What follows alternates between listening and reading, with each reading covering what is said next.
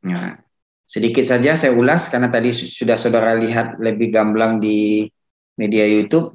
Artinya adalah virus yang menyerang sistem kekebalan manusia, yang kemudian dia menyebabkan turunnya kekebalan tubuh, dan kalau tubuh gagal melawan infeksi nanti tentu akan berdampak penurunan daya tahan tubuhnya. Sedangkan AIDS itu adalah kelanjutan. Jadi kalau ada orang HIV positif, di dalam tubuhnya sudah ada virus HIV, sudah bisa menularkan kepada orang lain, tetapi dia belum tentu AIDS. Tapi kalau AIDS itu adalah acquired immune deficiency syndrome. Artinya apa? Dia adalah suatu sindrom kumpulan gejala akibat menurunnya sistem pertahanan tubuh. Jadi kelanjutan dari orang HIV itu nanti daya tahan tubuhnya akan semakin rendah, akan muncullah infeksi oportunistik, dan pada tahap itulah disebut dia sudah masuk ke tahap AIDS. Dan pada fase AIDS itu tidak hanya satu, tapi dia ada kumpulan gejala. Bisa nanti di mulutnya ada oral candidiasis, kemudian di matanya nanti bisa sitomegalovirus, kemudian dia bisa mencret berkepanjangan dan lain sebagainya. Makanya disebut sebagai sindrom atau kumpulan gejala. Jadi yang ingin saya sampaikan, pada orang HIV positif, dia bisa saja bentuknya seperti orang sehat yang lain-lain. Dia bisa sedang kuliah, dia bisa seperti bekerja seperti biasa, tetapi kalau AIDS itu kondisinya biasanya sudah ada di rumah sakit, atau dia sudah mendapatkan obat antiretroviral, sehingga kemudian kualitas hidupnya jauh lebih baik. Fungsi dari pemberian obat antiretroviral tadi. Ya. Jadi seperti ini. Ini adalah virus HIV.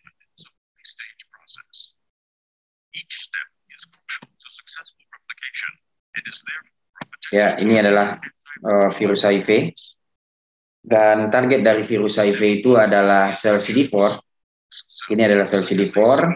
Dia jauh lebih besar, dan di sel CD4 ini ada reseptor penerima.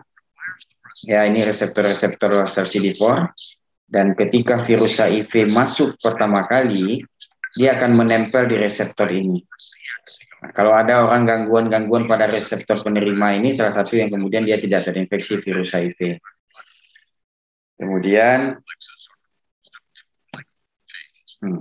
Kemudian ketika kita tahu bahwasanya virus HIV itu dia dalam bentuk RNA, sedangkan sel CD4 itu dalam bentuk DNA. Jadi ketika dia masuk, dia akan menempel di reseptor CD4. Ketika memang sudah cocok, kemudian dia akan masuk ke dalam. Ya, dia akan masuk. Kemudian ketika dia sudah masuk, nanti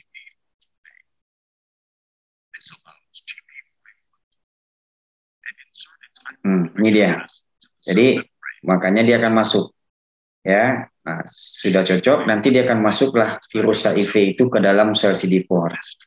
Nah, yang perlu dipahami tadi seperti yang saya sudah jelaskan, dia dalam bentuk RNA, sedangkan virus HIV dalam bentuk DNA.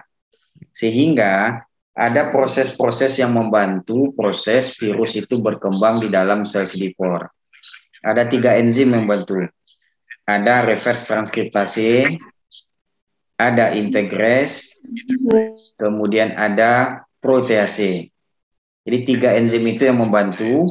Pada tahap awal ada namanya enzim reverse transkriptase. Ini fungsinya adalah merubah kode genetik dari RNA menjadi DNA, menjadi double strand DNA. Nah, ini seperti ini perjalanannya. Jadi ini virus HIV, dia dalam bentuk RNA. RNA itu kelihatan memang ada perbedaannya. Kemudian dibantu oleh enzim reverse transkriptase, dia akan merubah kode genetiknya menjadi DNA, double strand DNA. Dia akan jadi double strand DNA. Kemudian setelah itu, dia akan dibantu lagi oleh enzim namanya integrase. Kemudian dia akan menyatukan dengan inti sel CD4. Nah, dia berfungsi menyatu dengan inti sel CD4, dan dia akan masuk ke dalam inti sel CD4, kemudian dia satukan dengan inti sel CD4. Apa yang terjadi berikutnya? Sel CD4 itu sepenuhnya dikuasai oleh virus HIV. Lihat perubahan warnanya, kemudian dia dikuasai sepenuhnya oleh virus HIV. Kemudian mulailah proses yang dinamakan dengan replikasi, memperbanyak diri. Begitu banyak dari hari ke hari, waktu ke waktu dia akan memperbanyak diri. Mulailah komponen-komponen virus HIV yang baru, yang kecil, kemudian dibantu oleh enzim namanya protease, dia akan menuju fase kematangan, maturitas atau matang. Ini dia. Protease membuat virus-virus HIV itu menjadi virus yang matang. Kemudian sudah lengkap komponen virusnya, kemudian dia menjadi virus yang baru, yang tambahan, kemudian dia akan menyerang sel CD4 yang lain.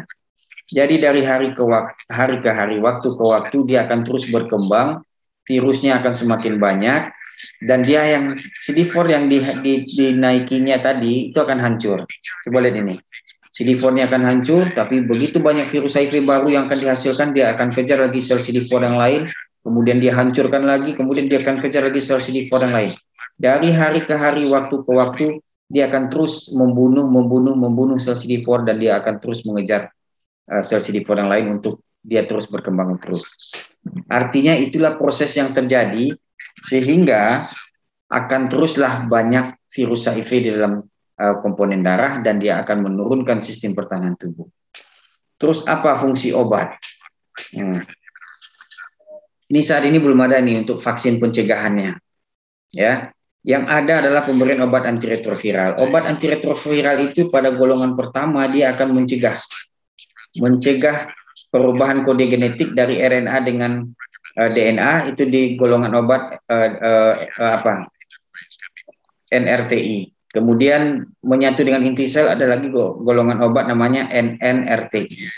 Kemudian ketika dia mau proses pematangan dengan protease, ada lagi obat golongan protease inhibitor. Artinya apa? Ketika sudah masuk pemberian obat antiretroviral, tidak ada lagi penambahan jumlah virus HIV, karena memang dia di stop oleh obat antiretroviral, tidak ada lagi penambahan jumlah virus HIV, sedangkan kemudian daya tahan tubuhnya akan semakin meningkat karena CD4 yang dihasilkan oleh tubuh tidak lagi dibunuh oleh virus HIV. Makanya dari waktu ke waktu ketika dia sudah minum obat antiretroviral, daya tahan tubuhnya akan semakin baik. Nah, seperti ini kalau dia awal masuk itu, gambarannya kan seperti ini. Ketika ada tubuh masuk, ada sel darah putih yang melindunginya, ketika ada diare yang mau masuk akan dihancurkan oleh sel darah putihnya. Nah, kemudian tubuh akan terselamatkan, ada batuk, kemudian batuk juga dibunuh oleh sel darah putih. Tapi pada orang HIV, ketika dia terinfeksi HIV, tubuh itu sudah digerogoti oleh HIV, sehingga daya tahan tubuhnya rendah, sehingga bahkan ketika ada diare, ada batuk, tubuh tidak bisa melawan lagi. Jadi itulah semacam karikatur yang menggambarkan seperti itulah orang yang sudah terinfeksi HIV, agar saudara mudah memahaminya. Seperti gambaran seperti ini yang ingin saya sampaikan. Baik, Raul ini dia adalah orang yang terinfeksi HIV positif. Siapa yang akan menyangka orang cantik seperti ini, umurnya 18 tahun, kemudian sudah terinfeksi HIV. Makanya pada orang yang terinfeksi HIV, secara fisik tidak bisa kita tentukan. Berbeda kalau sudah masuk ke tahap AIDS. Kalau sudah termasuk AIDS seperti ini, jadi dia sudah muncul oral kandidiasis, sudah muncul infeksi oportunistik, sudah ada penurunan berat badan, dan lain sebagainya. Ini sudah muncul seperti itu. Sehingga akhirnya apa? Seperti yang disampaikan tadi, dia sudah AIDS, tadi adalah kumpulan gejala. Jadi kalau sudah seperti ini muncullah masalah fisik, psikologi, sosial, dan spiritual, banyak hal. Dan satu hal yang harus kita pahami bersama, yang biasanya kita rawat di rumah sakit itu adalah sudah masuk tahap AIDS. Jadi yang masuk kemudian dengan imunnya rendah, kemudian dia sakit, kemudian penurunan daya tahan tubuh, dia dirawat nanti masuk ke dalam rumah sakit. Dan biasanya sudah dalam kondisi yang tahap AIDS. Di tingkat dunia, kalau di dunia itu paling banyak itu di benuanya adalah benua Afrika, kemudian di Asia, terutama di Asia Tenggara, kemudian baru Amerika, itu diestimasi di dunia itu adalah 38 juta orang. Dan 25,4 juta itu sudah memasuki pemberian obat antiretroviral. Dan kalau di Indonesia juga seperti itu. Ya, artinya begini, semua kasus terkait dengan HIV/AIDS itu terjadi peningkatan. Sehingga ketika sudah terjadi peningkatan perlu penanganan lebih ekstra. Nah, jadi terutama ketika memang dia sudah mendapatkan pula obat antiretroviral, tentunya semua harus disikapi dengan sesuatu hal yang harus dikawal. Jadi tidak hanya waktu tes saja kemudian hasilnya positif kemudian dibiarkan begitu saja, enggak. Karena ketika dia sudah minum obat antiretroviral pasti dia nanti akan kajiannya dia adalah seumur hidup. Ini selalu kita bahas ya. Ini virus HIV ketika dia menempel, target utamanya adalah sel CD4. Sel CD4 itu adalah bagian terbanyak dari leukosit. Leukosit itu adalah bagian terbanyak dari limfosit T, dia bagian dari limfosit T. Limfosit T itu bagian terbanyak dari leukosit. Atau dia disebut dengan sel darah putih yang mempertahankan tubuh dari serangan virus atau kuman yang masuk. Ketika virus masuk pertama sekali, karena memang dalam tubuh ini sudah ada juga beberapa item yang akan membantu proses replikasi. Ada 3 enzim, namanya ada reverse transkriptase, ada integrase, kemudian ada protease inhibitor. Ketika dia masuk, dia menempel di reseptor CD4, kemudian dia akan masuk, dia akan rubah kode genetiknya. Perubahan kode genetik tadi dibantu lagi oleh enzim reverse transkriptase, kemudian menyatu lagi dia dengan inti sel CD4, itu dibantu oleh enzim integrase, sehingga dampak berikutnya dia menguasai sepenuhnya sel CD4 dan dia jadikanlah sebagai pabrik untuk membuat virus HIV baru. Itu yang disebut dengan replikasi. Dan replikasi itu yang terus kemudian dia akan keluar matang virusnya dibantu lagi oleh enzim namanya protease. Kemudian dia akan menuju ke tahap berikutnya. Dia akan menuju ke luar, kemudian dia akan hancurkan sel CD4 yang lain. Ya, kemudian tentunya dengan perjalanan virus HIV dalam tubuh, daya tahan tubuhnya akan semakin rendah. Dampak berikutnya adalah dia akan terus daya tahan tubuh semakin lemah, muncullah infeksi-infeksi oportunistik, dan tentunya ketika dia sudah tidak infeksi oportunistik sudah muncul, dia harus memulai pemberian obat antiretroviral. Kemudian ada masalah di sana adalah terkait dengan LTFU, yaitu loss to follow up, artinya banyak memang orang yang minum obat tapi dia tidak patuh atau dia tidak bisa dipantau. Kemudian bisa terjadi gangguan sosial, stigma dan diskriminasi. Apalagi masa pandemi ini tentu kepatuhannya juga akan terganggu, kecemasannya semakin meningkat karena memang di masa pandemi COVID ini pun orang dengan terinfeksi HIV lebih berisiko dia nanti rentan terhadap COVID, dan juga kalau dia kena risiko kematian juga semakin tinggi. Dan tentu dengan banyak masalah itu akan bisa muncul depresi dan bunuh diri, dan pada kunci akhirnya nanti adalah kualitas hidupnya terganggu. Sehingga kalau sudah begini dampak banyaknya memang diperlukanlah dia pendampingan. Makanya perlulah dia dilakukan konseling. Ya. Dan pengendalian obat HIV/AIDS. Jadi ada, kalau saudara sebut selalu ada namanya 3-0. Karena ya ini ya 3. Nah, 3-0 ini dia istilahnya seperti ini bentuknya, kita selalu sebut 3-0. Apa itu? Yang pertama zero new infeksi. Nah, jadi targetnya ini sebenarnya 2030. 2030 dimulai nanti dari tiap tahun itu di 2020, berikutnya 2030 itu akan target utamanya adalah zero new HIV infection. Artinya tidak ada lagi infeksi baru HIV. Kemudian zero AIDS related death. Tidak ada lagi nanti yang AIDS kemudian meninggal dunia. Ya, kemudian zero discrimination. Tidak ada lagi diskriminasi. Jadi bagaimana melakukannya? Tentu dengan stop. Ini dia istilah-istilahnya. Stop itu apa? Suluh dan screening. Makanya dilakukan penyuluhan. Setelah dilakukan penyuluhan pada kelompok berisiko, kemudian dia tahu, kemudian dia di screening. Setelah di screening nanti di terapi. Di T-nya adalah tracing. Ada 90% ODA tahu dia dengan statusnya. Makanya dia harus di tracing. Dilakukan screening, kemudian di tes HIV. Sudah tahu dia HIV, kemudian di O, stop diobati. 90% ODA tahu statusnya dan mendapatkan obat antiretroviral. Setelah itu dia harus P, pertahankan. Jadi 90% ODA yang mendapatkan pengobatan mengalami supresi jumlah virus. Artinya kalau dia patuh minum obat antiretroviral, itu nanti virusnya itu akan ditekan sehingga nanti kalau bahasa apanya viral load-nya itu adalah undetectable, tidak terdeteksi atau ditekan jumlah virusnya. Sehingga tentu dampak dari itu adalah dia mudah daya tahan tubuhnya akan meningkat lagi. Nah, ini dia. Makanya ada nanti beberapa kegiatan tadi, terutama obat itu adalah memberikan obat-obat antiretroviral. Nah, saya ingin sampaikan kepada mahasiswa semua, ada tren-tren yang terbaru yang terkait dengan obat antiretroviral. Kalau dulu dari 1999 itu dianggap sebagai no ARV. Jadi dianggap AIDS itu adalah perawatan paliatif. Udah, tidak ada lagi. Kalau sudah AIDS, sudah meninggal aja. Karena memang fasenya pada waktu itu belum ada obat antiretroviral. Tapi 2004, ARV itu sudah mulai masuk di Indonesia, sudah mulai banyak yang ada.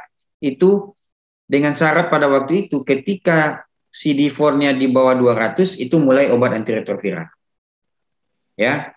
Kemudian 2007 itu berubah lagi targetnya CD4 di bawah 350 tanpa ada gejala fisik itu sudah mulai pengobatan antiretroviral.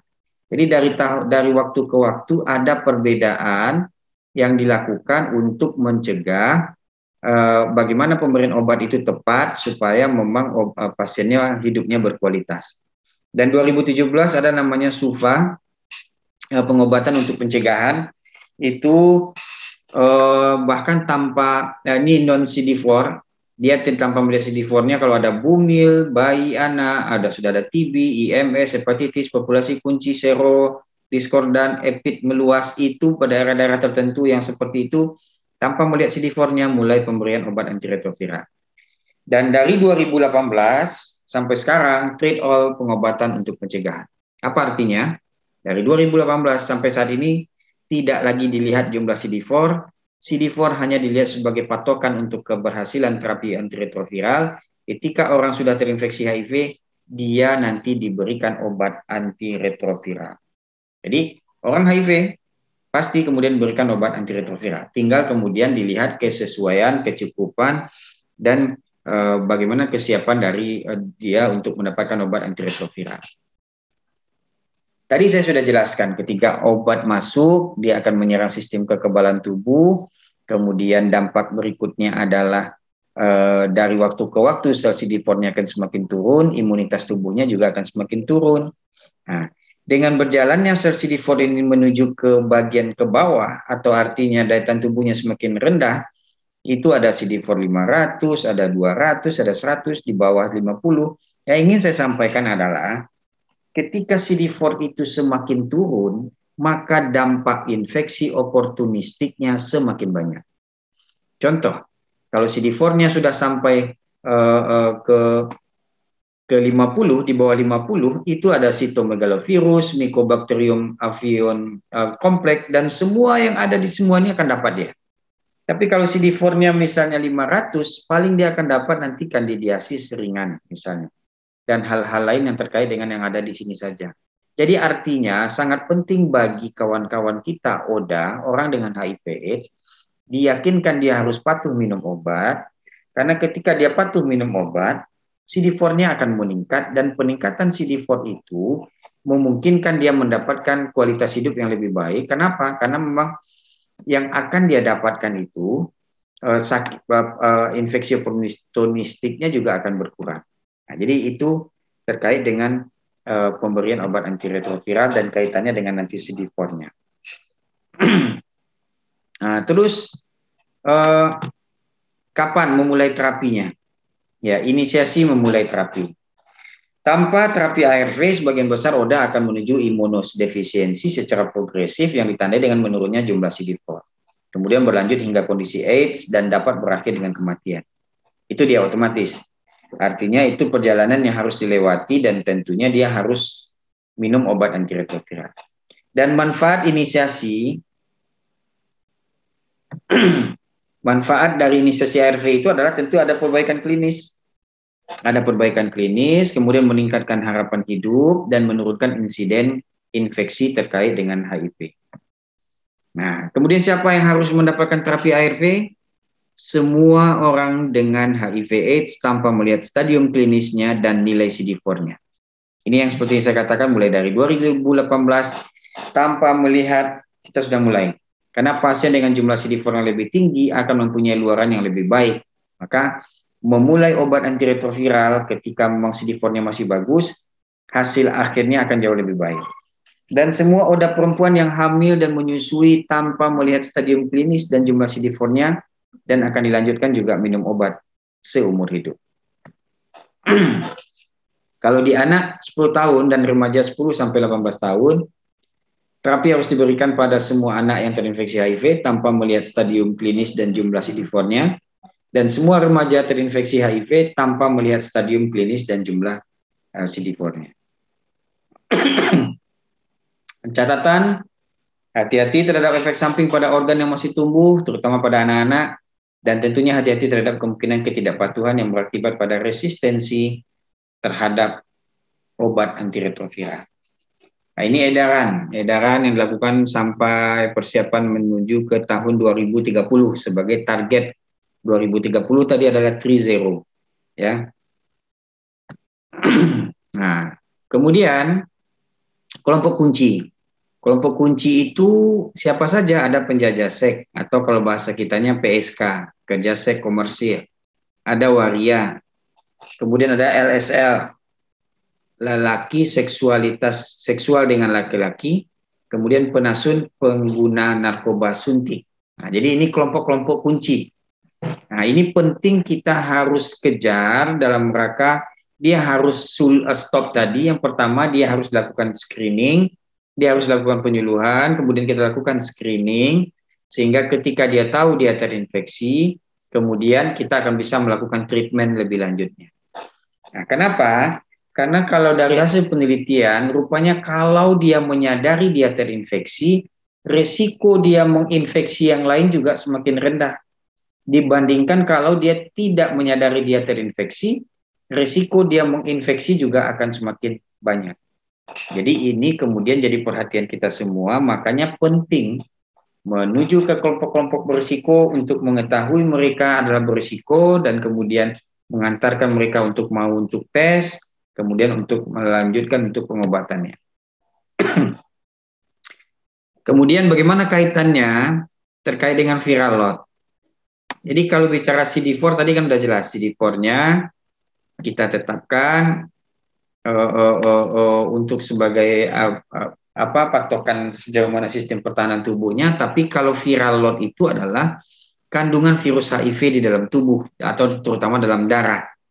Nah, ini dia. Kalau kita lakukan viral load, pemeriksaan viral load, kalau viral loadnya lebih dari 1000 kopi, maka akan dievaluasi kepatuhannya. Kita kan mau ada kepatuhannya terhadap obat antiretroviral. Kemudian akan diulang pemeriksaan viral load itu adalah 3-6 bulan. Jika viral loadnya kecil dari 1000 atau sama, maka pertahankanlah paduan ARV lini pertama. Tapi kalau viral loadnya di atas 1000 kopi, dia akan diganti ke paduan ARV lini kedua. Nah, dan biasanya kalau CD4-nya di bawah 1000 kopi, maka dia sudah dimaksud nanti undetectable, tidak terdeteksi. Risiko penularannya adalah sangat rendah, bahkan boleh dikatakan tidak ada. Apa indikasi pemeriksaan viral load?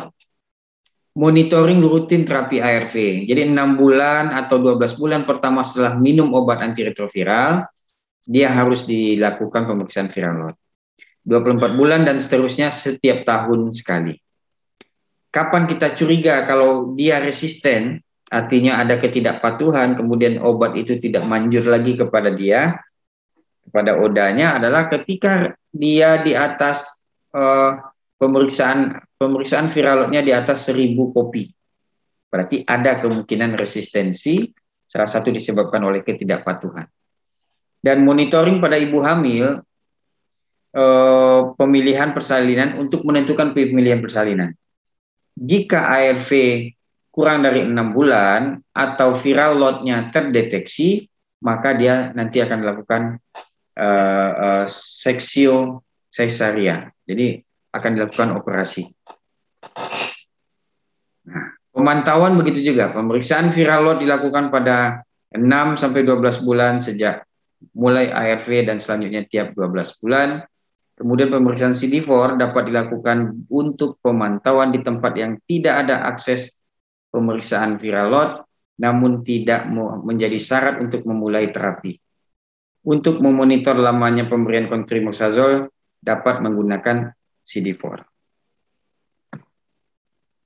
Ini yang saya katakan tadi. Apa sih pentingnya minum obat antiretroviral susah-susah? Ini dia. Yang diharapkan itu ada namanya viral suppression. Ketika viral load-nya sebelum pemberian obat antiretroviral begitu banyak dalam 1 ml darah, kemudian